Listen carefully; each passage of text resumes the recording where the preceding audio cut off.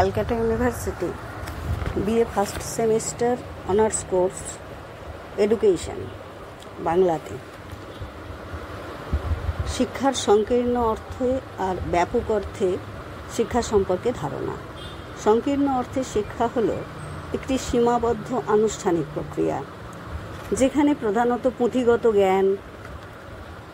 জ্ঞান অর্জন এবং নির্দিষ্ট প্রতিষ্ঠানের মধ্যে একটা নির্দিষ্ট পাঠ্যক্রমের মাধ্যমে জ্ঞান বিতরণ করা হয়।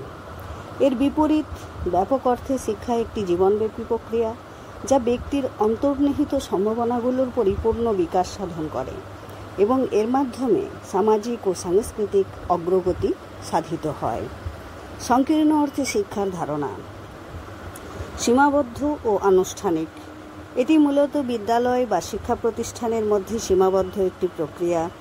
পুঁথিগত জ্ঞান এর মূল উদ্দেশ্য হল পুঁথিগত বা বইয়ের জ্ঞান অর্জন করা। শিক্ষক কেন্দ্রিক।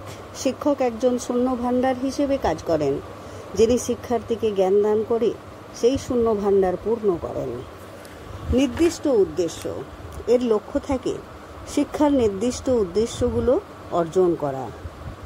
ব্যাপক অর্থে শিক্ষার ধারণা জীবনব্যাপী প্রক্রিয়া। ব্যাপক অর্থে শিক্ষা প্রক্রিয়া জন্মের পর থেকে মৃত্যু পর্যন্ত চলতে থাকে। এটি এমন একটি প্রক্রিয়া। সর্বাঙ্গীন বিকাশ।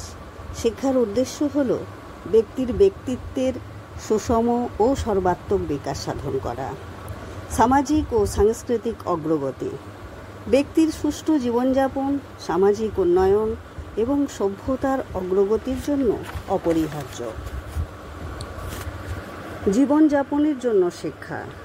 কিভাবে পরিবেশগতভাবে নিজেকে মানিয়ে নেওয়া যায় এবং পরিবর্তিত পরিবেশের সঙ্গে অভিযোজন করে জীবনের সমস্যাগুলো মোকাবিলা করতে হয় এবং একটি সুসম্পর্ক তৈরি করতে হয়।